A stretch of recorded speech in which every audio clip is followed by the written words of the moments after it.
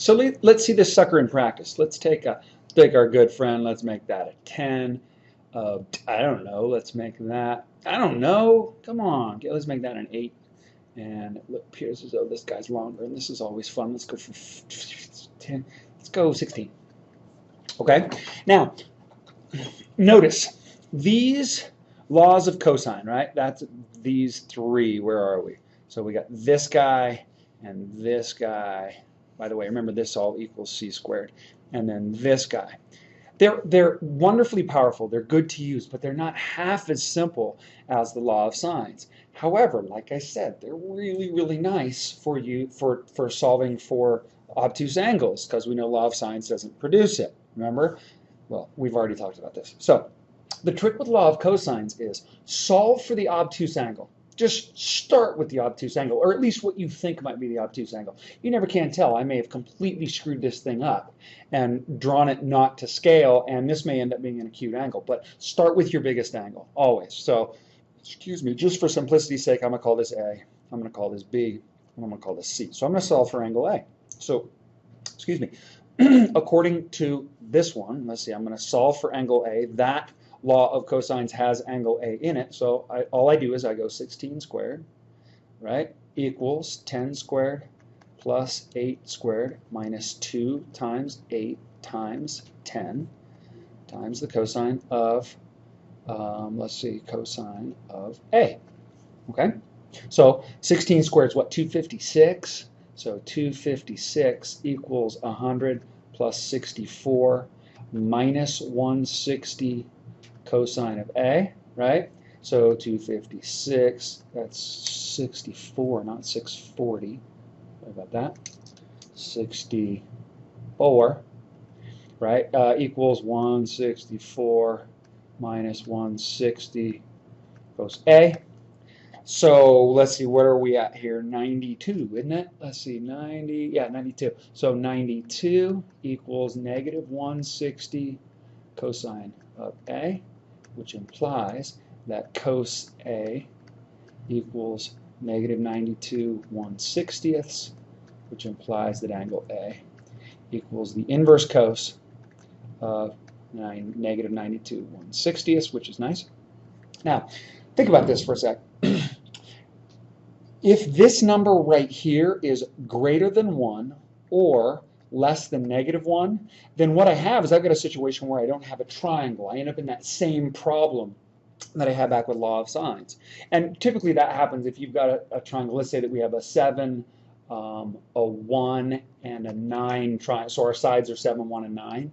If I try to use law of cosines on a triangle with sides 7, 1, and 9, I'm screwed, because 7 plus 1 isn't greater than 9. And the triangle inequality says that the sum of any two sides has to be greater than the third side. Okay, so let's flash over to our good old friend, the calculator, and we'll see what we get. So I'm going to take the second, our inverse cosine of negative, yeah, it's easier just to write it as 92 1/60ths.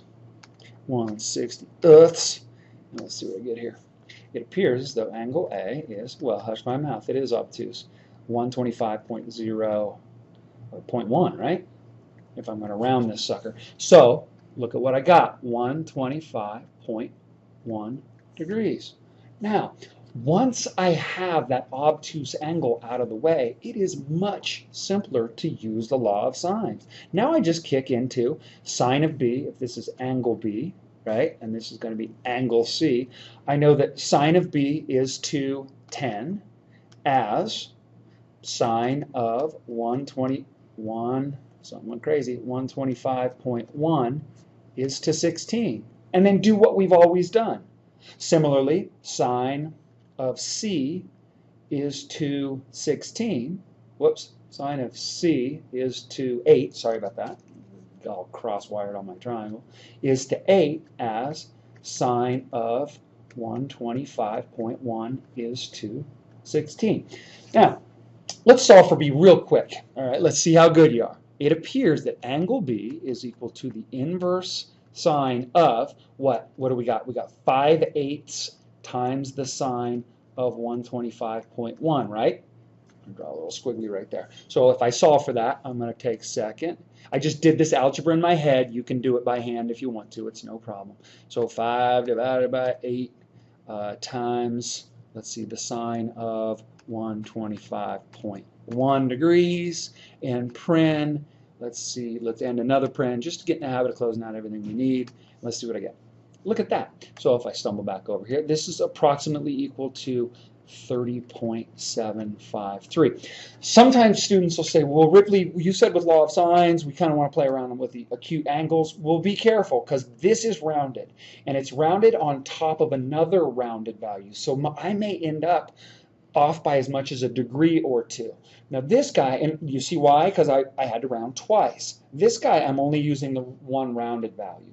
So if I try and write, in other words, if I do sine of 30.753 is to 10 as sine of c is to 8, I'm using a value that's been rounded twice, whereas with this one, I've only got to round once.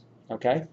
The other way to do it, if you think about it, now, because some people really like the law of sines, it's quick and easy, is I know this is 125.1, I know this is 30.753, add them up, I know that angle C has to be 180 minus 125.1 degrees plus 30.753 degrees. Throw it in your calculator and done and done. I'll have 1, 2, 3 angles. The cool thing about law of cosines is there is no ambiguous case.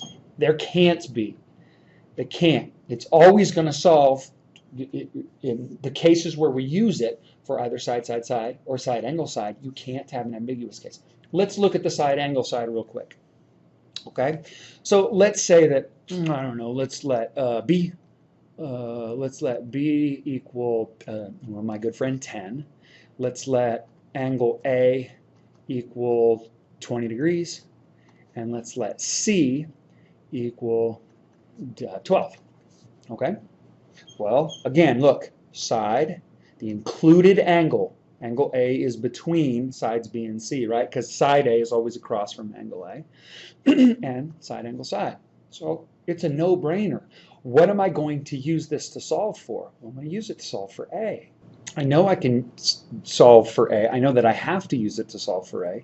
Law of cosines, because remember, law of sines doesn't work with side, angle, side. So I know it's going to be A squared equals b squared plus c squared minus 2bc. It's law of cosines. The biggest error, and I make this all the time too, and I drive myself nuts, is cosine of angle A. So let's just plug and chug. I know I'm going to get 100 plus 144 minus 2 times 10 times 12 cosine of 20 degrees, right? So this is going to equal 244 minus 240 cos 20 degrees. So A is going to equal the square root of 244 minus 240 cos 20 degrees. All right, let's grab our handy dandy calculator, and I'm going to do, let's throw this sucker in here. Square root of 244 minus 240 cosine of 20 degrees. Again, we got to make sure that our calculator is in degree mode, so you always want to be, because you'll set your calculator down for a while, you'll be playing with radians, then all of a sudden you get net values that don't work.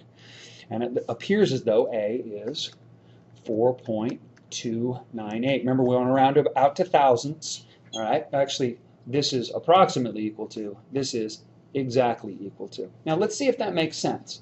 4.298, well, right now, we're kind of in a context of, I don't really know if that makes sense. It's definitely the smallest of the sides. Now, let's try and use this. Now, think about this for a sec. Look at your biggest side. Our biggest side is right here. If I try and use law of sines, and the angle opposite this side, now we're trying to visualize this without having a triangle in front of us, because the scale of the triangle, the way in which we draw the triangle, might be incorrect, and it might mislead us into false answers. If I try and use law of sines, when I go sine of C and I try and solve for that, remember, inverse sines range only spits out values from negative pi halves to pi halves. So if the angle opposite the side of 12 happens to be obtuse, I'm screwed, and I'm going to have misinformation which I may not catch. So I do want to use, in this case, remember before we went straight to the law of sines. Remember back here on this other page, we solved for the obtuse angle first, and then we knew we were bomb-proof with sine B and sine C. Excuse me. But in this case, I'm not so sure. So I'm going to use the law of cosines again to ensure that I have an obtuse angle, or I don't. Okay? So I'm going to do c squared equals a squared plus b squared minus 2ab cos. I promise I'm not going to rewrite this every single time, but for the first few laps, let's make sure. So we're going to be real careful here. We're going to have 4.298 squared plus b squared, which is 100, right? Minus 2 times 4.298 times 10 cosine of c, which is what we're solving for. Okay?